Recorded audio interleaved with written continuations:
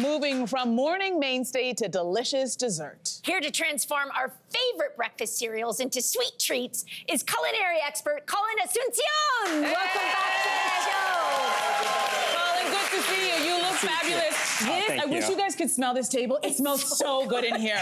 Okay, so let's get down to it because I'm ready to eat. So let's talk about the fact that when we think about cereal, we think about breakfast. Yeah. So what makes cereal good for desserts? Well, cereal, boxed cereal is so ridiculously sweet. Yes. And so I think that's why a lot of people have sort of abandoned it for breakfast because it's just a little too sugary. But, and this is gonna sound like therapy. I think we shouldn't abandon it. We should just reframe how it fits in our lives. We love that. Lean into the sugar and make something sweet with it. Let's lean into the sugar, Colin. Yeah. Oh my God, I feel so calm and Right? well. Yeah, this calm. is good. Well, let's start with this journey. Let's do it. Let's start with these beautiful fruity cereal mini loaves that are full of surprises. Tell us about them. Okay, so surprise number one. So they are inspired by fruity cereal. And one surprise is Can we eat? fruity, oh, please do. Okay, sorry. Fruity cereal, it's like, it's usually not flavored with lots of different types of fruit. It's usually just citrus. So this cake has lemon zest and lime zest to give it that fruit cereal flavor. And then the second surprise, which, there's a bit of a spoiler because you can see on the outside, but it's a confetti cake interior to give it that colorful look of fruit cereal. Yes, you said a lot of very smart things. I heard half of them because this is so blindingly good. Oh my God, good. put it down. Okay, so I understand you have a hot tip for making confetti batter. Yes, hot tips. So use those sprinkles that you get at the grocery store, like the little stick sprinkles, just like the cheapest sprinkles you can find. Don't use pearl sprinkles, and certainly don't use homemade sprinkles. Yes, there are people who make homemade sprinkles, and if that's you, I'm happy for you, but don't use those in confetti batter because it'll bleed like crazy. Oh, okay. Got you. Now, most recipes, at least when I bake, calls for room temperature eggs and dairy, milk and stuff. But you actually warm up the milk before adding this to the batter. How come? That's right. So the lukewarm milk just allows it to mix a little bit more smoothly, and it also gives the leavening agent, which is baking powder, a bit of a kickstart. So it raises the temperature just ever so slightly, so that when you put it in the oven, it gives it a nice even rise. Ooh, that's a hot tip. I like that. Okay, so next, we're going to make breakfast cereal trifle parfaits. Walk us through this. Yes, we're gonna do that. We're gonna do that together right now, yeah. So, this is a mix of trifle and a parfait for a few reasons. So first, we're gonna layer some ingredients into our sundae cup. So you're gonna start with yogurt. You have some bowls of ingredients. Yeah, so just a couple scoops of yogurt. And here we have some high protein Greek yogurt because of health. Yeah. Just kidding. Okay, we love that. And then we're gonna add a layer of our granola cereal. So I made my own granola by taking clustery cereal and toasting it with nuts and some coconut. So what a good idea. Yeah, and then you're gonna wanna add some custard, and I did some homemade custard, homemade cinnamon custard, and then a layer of jam, and I also did homemade jam because I'm a fancy boy. Right? Jam is next, that's right. And I did a strawberry lychee jam. So you can do store-bought, or you can be fancy and make your own ingredients from scratch, but whatever you do, just layer it nicely in your glass and you'll have a really nice, fun, delicious dessert. Why is this custard so delicious? Because I made it by hand. Oh my gosh, it's so good. I made it myself. Jess, are you eating it already? How do you know what the custard tastes like? Feel free. Because I had a little taste. A little taste. And then you're gonna want to sneak take peek. some whipped cream and then give it a nice little swoop on top for a little zhuzh. And this would make a great addition to a brunch buffet, right? Delicious. How much fun is this? Super fun, yeah. I can't do this, Nancy. Oh, okay. So you're gonna shake it, and then you go straight downwards, and then boom. Oh my gosh. Thank you. You're welcome. Thank you. Please enjoy. I'm like a kid in a candy shop. All right. So next you have a layer cake made out of cinnamon-flavored cereal. Let's talk about it. So I love cinnamon cereal, so I wanted to create a cake that had that flavor and had that texture. So I infused the cake batter with the actual cereal. I crushed it up into a powder and then replaced some of the flour in the batter with that powder. And then it's filled with a custard, and the milk from the custard had the cereal steeped in it. So you have that flavor infusion there too. What a wonderful idea. It would be wonderful if it was somebody's birthday today. Yeah, Anybody celebrating a birthday? This would make a great birthday cake. It's actually, it's my mother's birthday today, and she's in the audience today, so we might be eating that later today. It's Colin's mom's birthday today. Happy birthday! Happy birthday, Mom! Love you. Okay. It tastes so good. Could you make this cake with other types of cereal? 100%. So any cereal that you could grind to a powder would be perfect for this cake. So anything that doesn't really have clumps or clusters or inclusions would be great. But it's great with the cinnamon. Oh, good. So Colin, you're hitting everything out of the park. I'm just so overwhelmed by this. And next up, I can't believe I've never thought of this. You've made a crisp using the flaked corn cereal on top. It's genius. That's right. So tell us about this. Of course. So flaked corn cereal, it's so versatile. You can use it in sweet treatments or savory. Like I've breaded chicken with it, I've breaded fish with it, but here we've done a cornflake crisp. So we start by making sort of like a pie filling with peaches and berries, really nice in-season Ontario fruit. And then we create a crumble topping with cornflakes and flour and butter and sugar, and it adds that corn flavor and a nice light crisp. Yeah. And how? It's so good. Oh, good. I'm glad. I have the next question, so I'm going to slow down before Yeah. This dessert is a really simple one to make. So why is it such a good one for anybody of any skill level? So anyone, like you said, of any skill level could make this dessert really easily because you don't require any specialty tools or any special skills, really. And you can use items that are in your freezer or your pantry. So if fruit isn't in season, you could use frozen fruit really easily. And all the other dry ingredients would probably be in your pantry already. That's fantastic. Yeah. And it tastes delicious. Oh, good. I'm so glad. Oh, my God. Okay, well, last up, I'll talk while you can finish that, Andrea. Last up is, I think, something that we all know, but you've jazzed it up a bit. We're talking about those rice cereal bars from our childhood. Oh, yes. So how do you amp those up? Yeah, so we really just threw the kitchen sink at these rice cereal bars because they're already so delicious, the classic version, but by adding other things, we really kick it up a notch. So I have 3 different varieties for you today. So I have a black sesame and brown butter variety, which is up here. That one. And then we also have a dark chocolate peanut version with some cookie crumble in there. And then last but not least, we have a fruity cereal option as well. And what I love about this dessert is, you know, I obviously like fancy desserts, but I got layers. I like stuff that's a little, I like stuff that's more simple and homey, and that's certainly this kind of dessert. I will be honest, in the past, I don't like messing these up. Okay. This is now my new one with the sesame. That's the one. It's so good. I agree. Yeah, that's my new fave. Yeah. Wow. I'm so glad you like Now, it. are these easy for anybody of any skill level to make as well? 100%. It would be a great activity for people with kids because you can use a stovetop to melt your wet ingredients, or you could just use the microwave. So it's really great for everybody to get involved and get in the kitchen and have some fun. What's funny is I always forget about them. And now you reminded me I know, again. right? Yeah. It's the best thing to Colin. Thank you so much for bringing all Thank you for having me. Thank you so much. recipes. Oh my God. It's the best kind. Now, for everyone watching, make sure you scan the QR code on the screen for all of Colin's recipes and a bonus recipe from my mom. So you can make these amazing cereal clusters she made for me and all of our family when I was a kid. I haven't had them in 30 years, so if you make them, send one to me.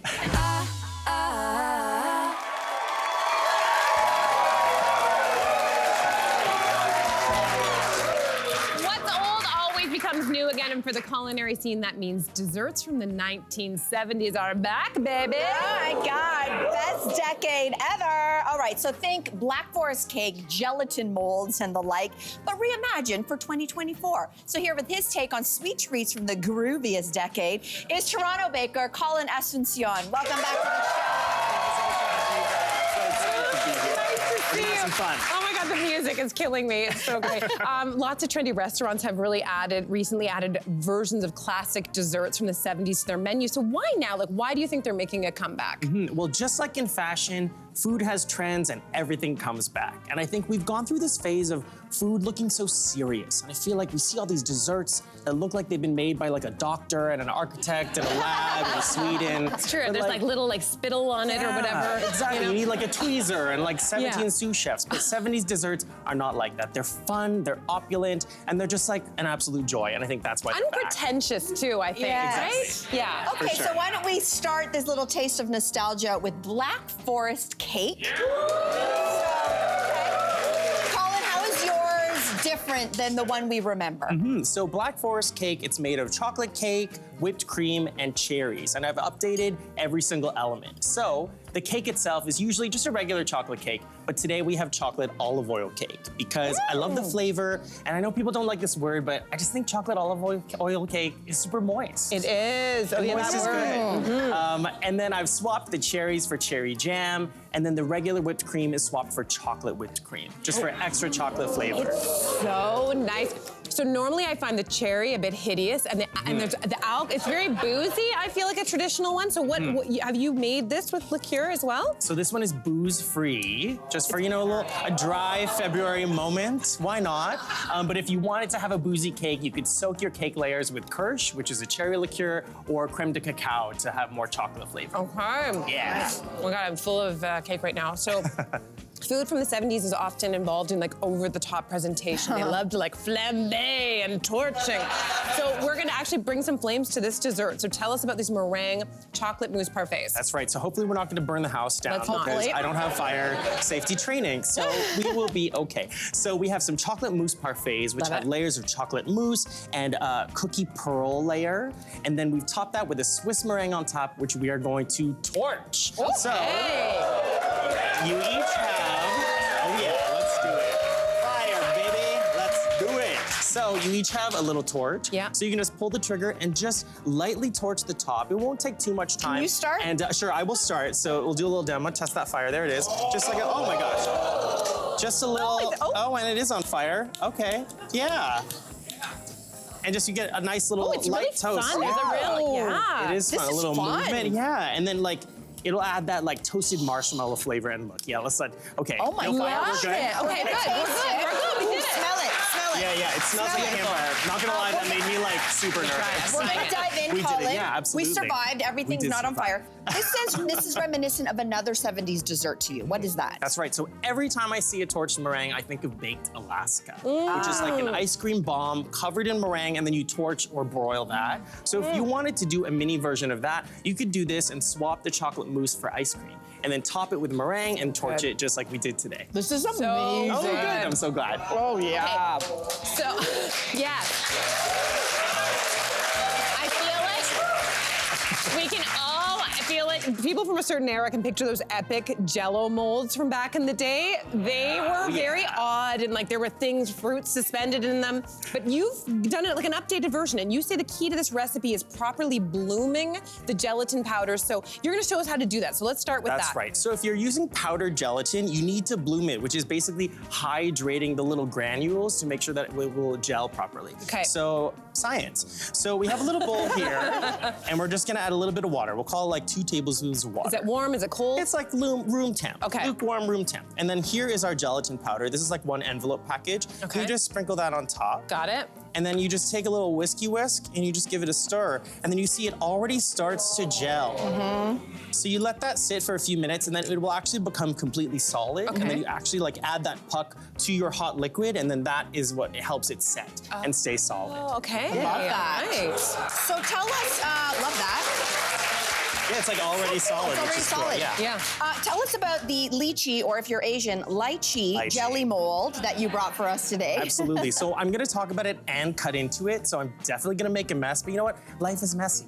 That's Yes, do it. Okay, so I've combined 2 desserts. So like a classic jelly mold, as well as lychee jelly, which is one of my favorite childhood treats. So we've suspended real whole lychee fruit, as well as I other see berries. them. Yeah.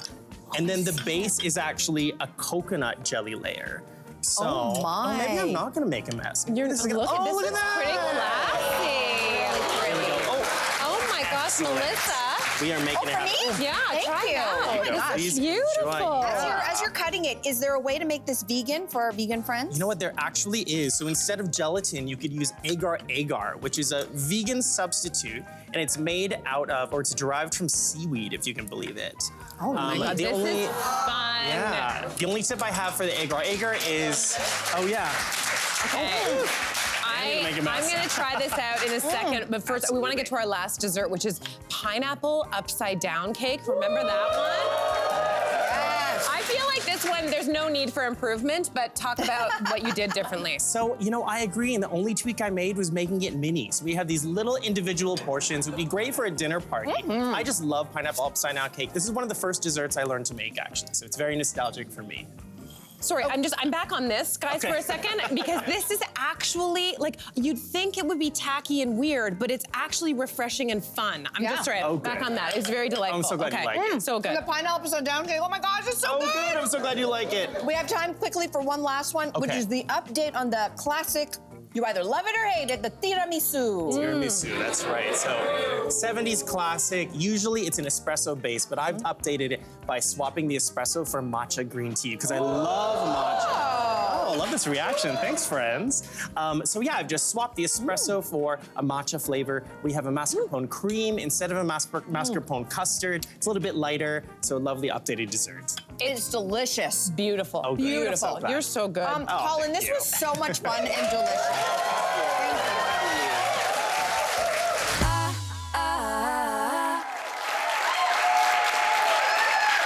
Welcome back to the show. So our next guest always surprises us by baking with unexpected ingredients. And today he's here to take us on a taste testing journey back in time. Yes, yes.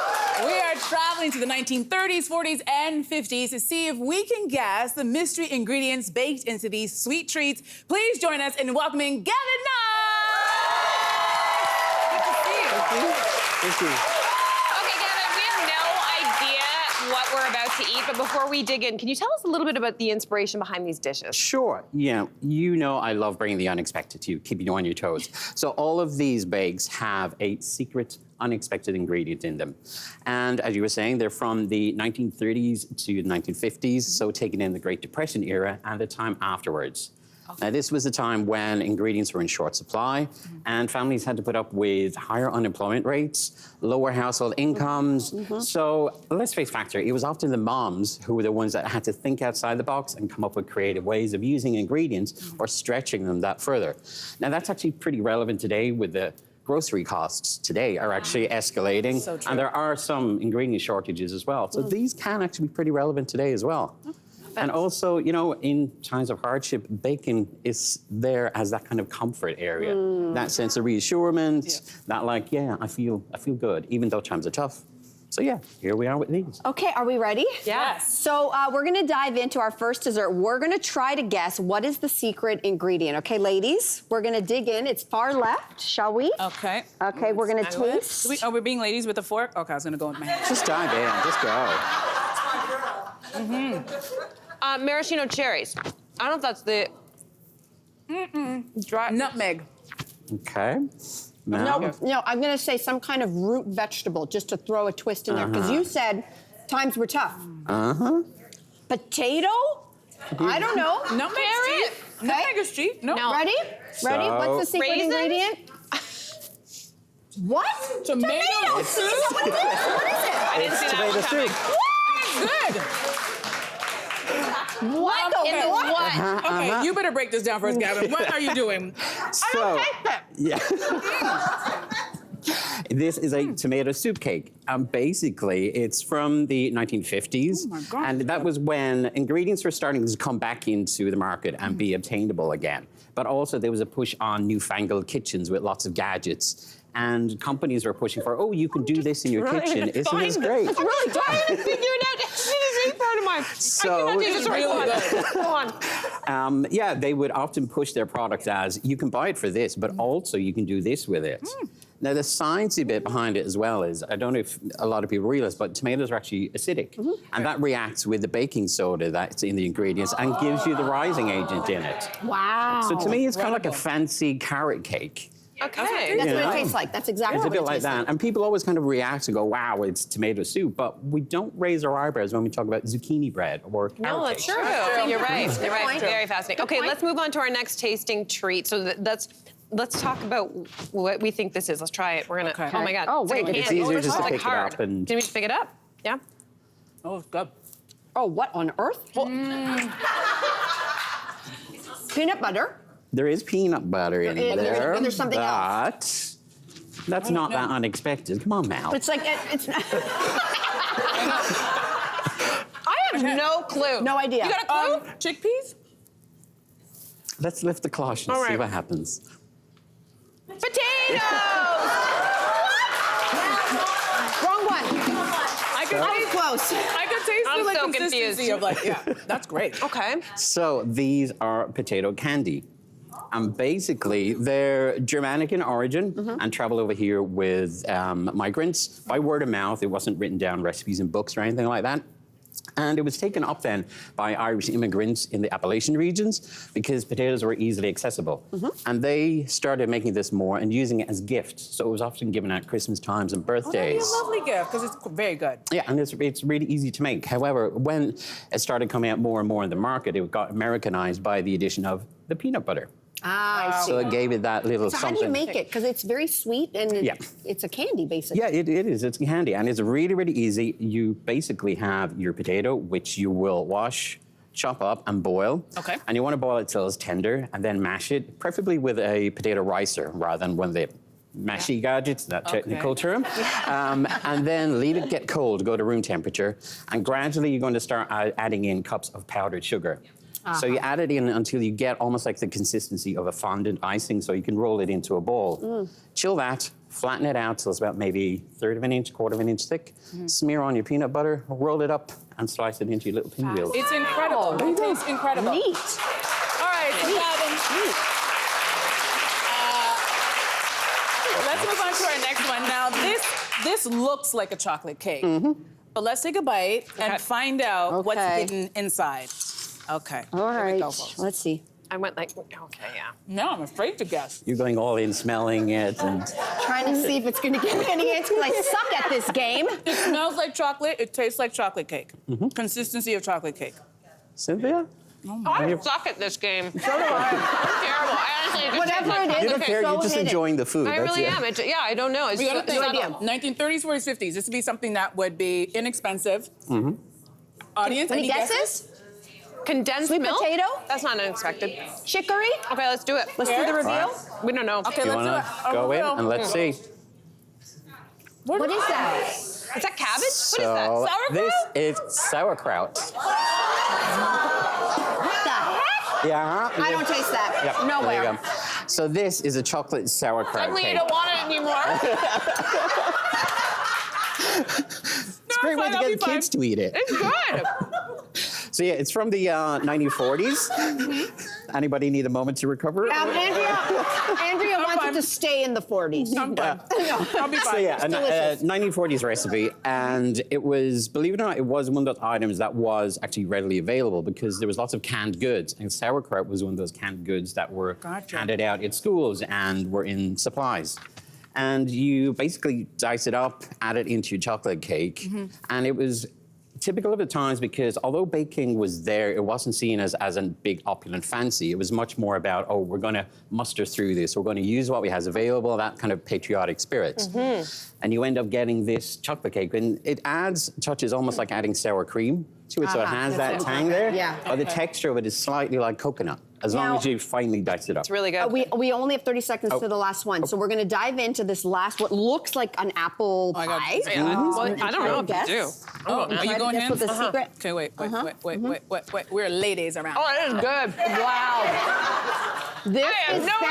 spectacular. Wow. So, This is like a butter tart meets an apple pie. okay, What's the secret ingredient? Do you mind doing it, Gavin?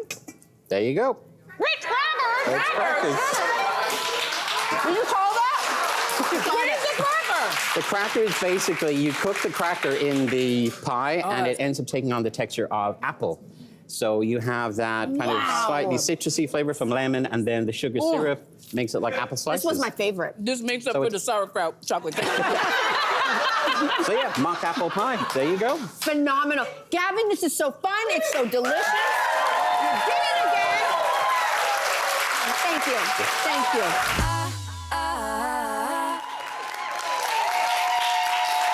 With a new year comes new trends, and one that's said to be taking over the culinary scene is single-serve sweets, because sometimes you just want a cookie or two, but not 2 dozen. Absolutely, and I am still working my way through holiday treats. I'm on my 10th pumpkin pie, so I am all over this. And here to share his favorite single-serve baking recipes is Gavin Knox. Welcome back. So good to have you here, my dear. Thank you so much. All right, so Gavin, TikTok is at it again with another food trend. This time it is single-serve treats. Tell me, why do you like this trend? So it's January. We've all had too many cookies, too much candy, food, too much all of it. eggnog. Yeah. We're all footed out. I get it. Yeah. So, you know, I can see where it's coming on board. But also, you know, people are cutting back on things, trying to be healthy in January. Me, I'm not so much of the person for cutting out things as maybe adjusting the size. So you don't have to have the whole cake. You can just have a slice.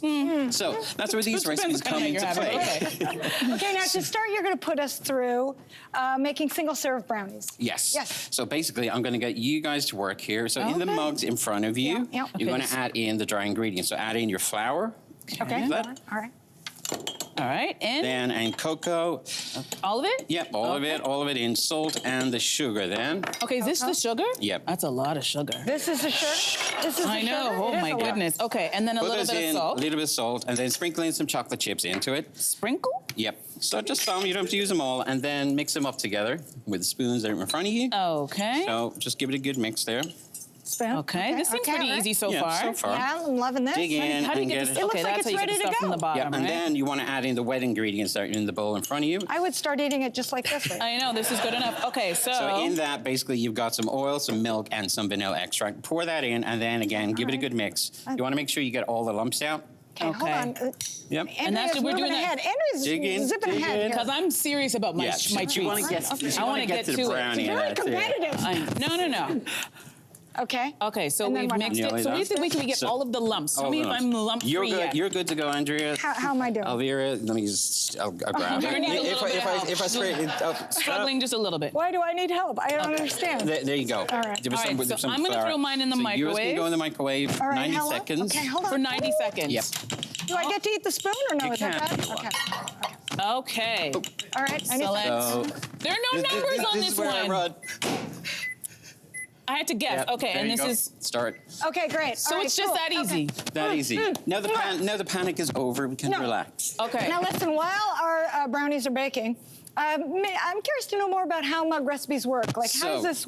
Baking is not just delicious; it's educational too. So the mug brownie works by the fundamental of how a microwave works. So it heats up the water molecules in the bake and gets them to create heat, and that basically cooks the brownie from the inside out. The size of it that's in the mug is pretty ample that you can actually do within the time 90 seconds for it. Okay. So by the time the 90 seconds comes, it will be after heating up and cooking the full way through. Okay. That's pretty simple. Wow. Okay, it's pretty simple. All right, so while we wait for our brownies to cook in the microwave, I want to try the single cookies that you brought for us to try.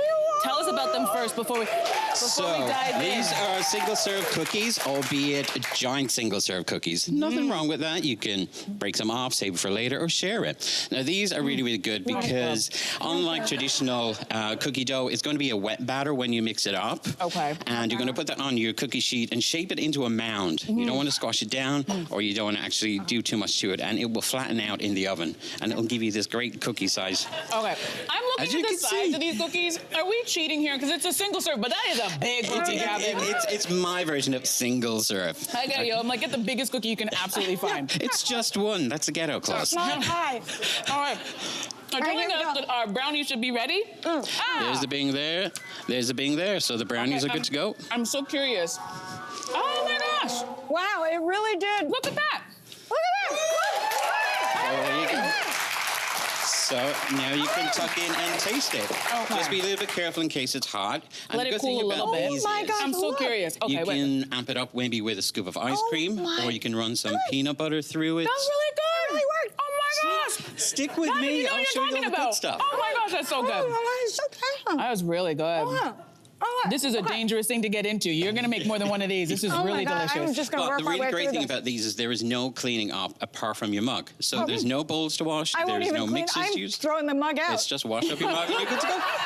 Okay. And now you're going to show us these cinnamon rolls. Cinnamon rolls. Tell me how to make those into my These mouth. are single-serve cinnamon rolls. I'll hold them for you, honey. You do it. You do the So bacon with it. basically, the good thing about these is there is no kneading, no proofing, and because you're using self-raising flour with it.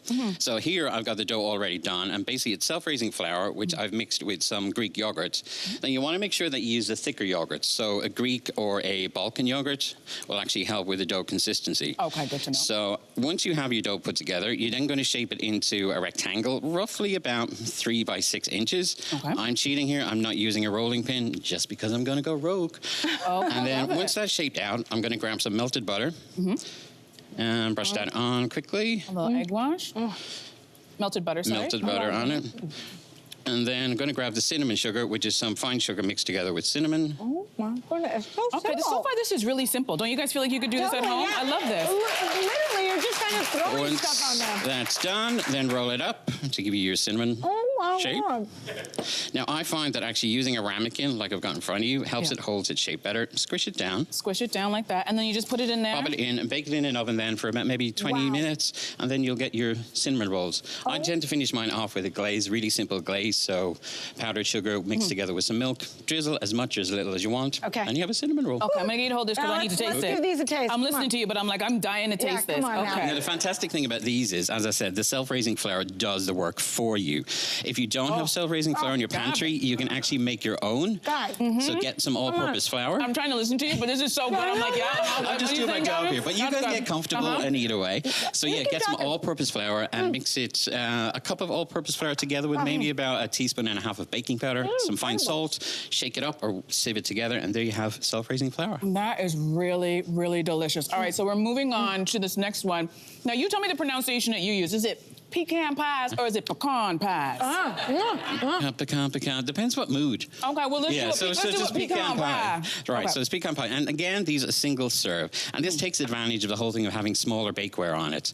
I'm going to mix it to make the crust by mixing it together with butter, flour, sugar. Can I dive in? I'm listening to you. They're all good to go. All right. And then We can just eat this? that will give you the shortbread crust. Fill that up then with some corn syrup and pecans, butter. Bake it in your oven. Again, it's ample size for one, or you can make it for two. Oh, my on. goodness. This is- For two, who's sharing this? No one. This is so good. Just start on it, you never I know. love you know what? You're a generous person, but I'm not sharing. That is so good. Gavin, thank you so much. Everything was delicious.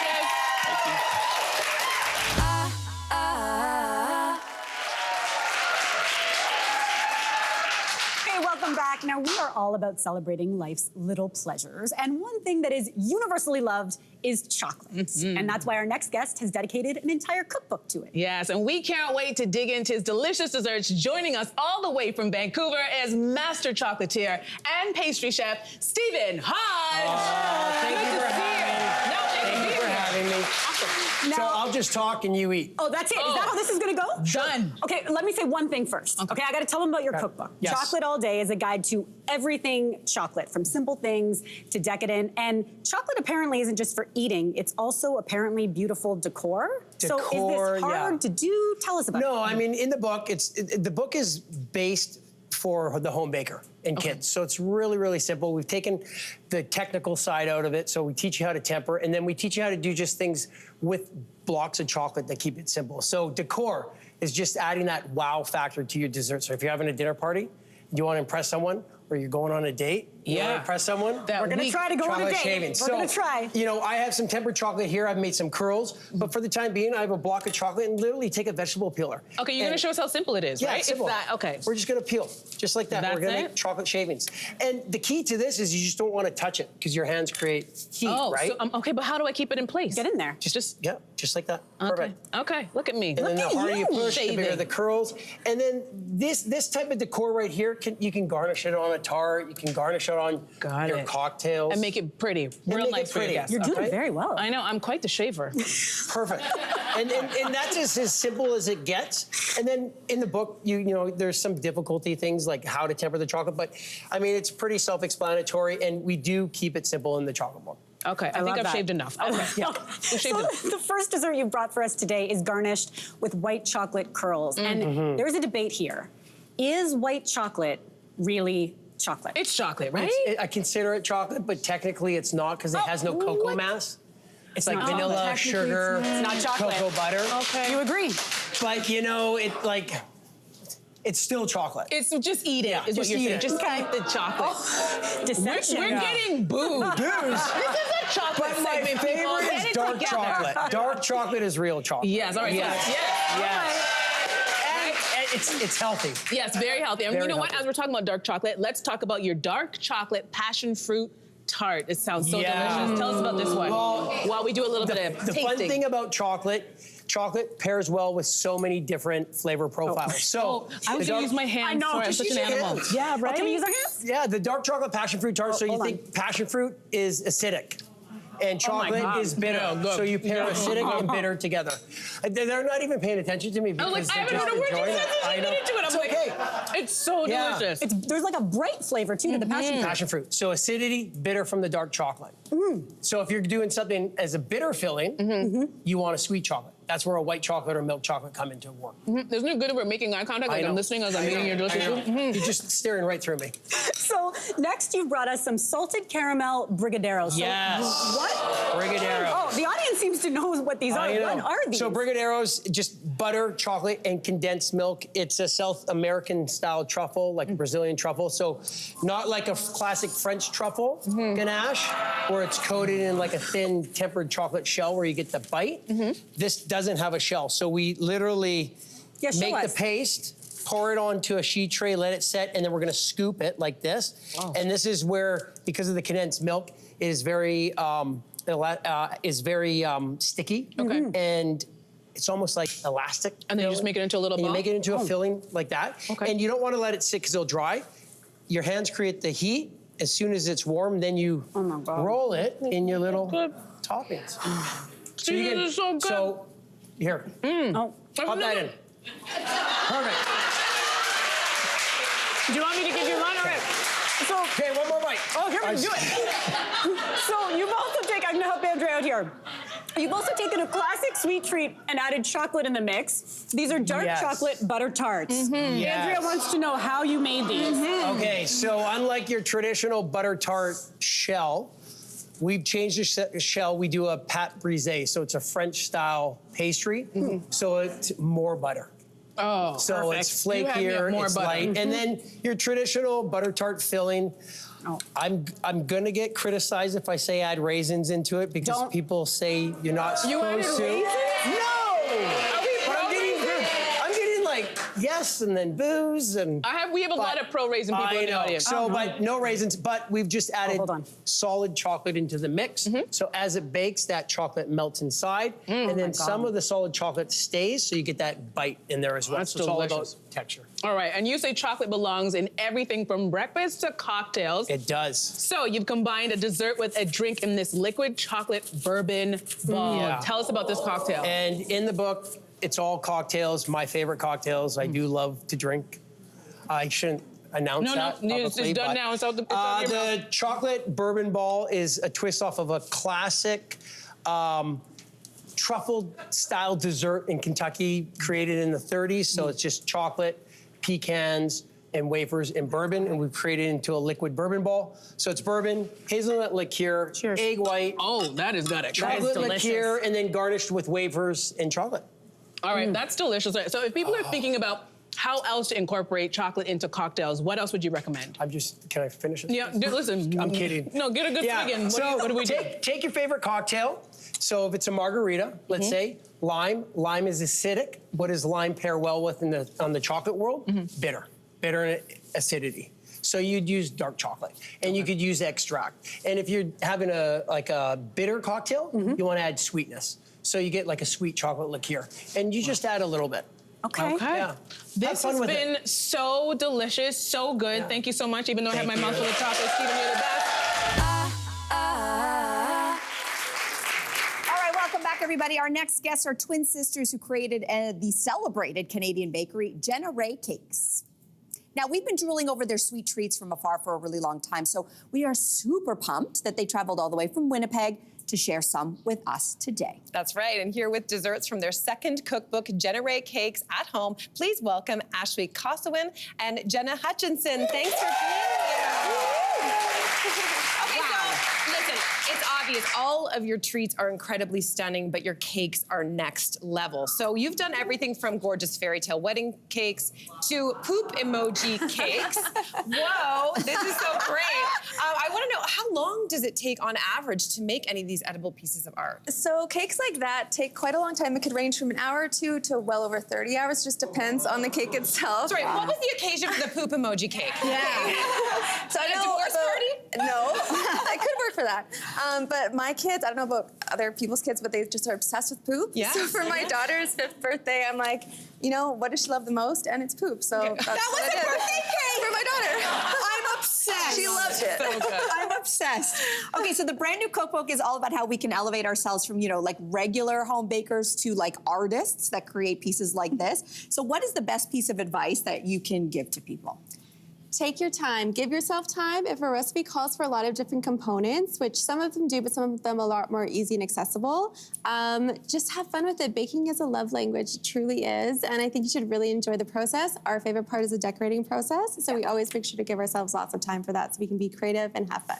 We love that. Okay, so why don't we start with a really, really special treat? And you guys know it's Cynthia's birthday today. Happy birthday. So how about some birthday trifle cake? So tell us about this and why we might consider, I don't know, changing that traditional birthday cake idea and give this a shot instead. Yeah, how fitting. Happy birthday. And if you don't have 30 hours to make a huge, huge cake, then this is the perfect option for you. It's way more accessible, and it's also, you can make it look really good and inspiring without having to put too much time and effort into it. All right, I'm gonna dig in. I think this trifle is so fun It's and so whimsical. pretty. I can see the creative elements. Talk to us about the different techniques you use for decorating desserts in general.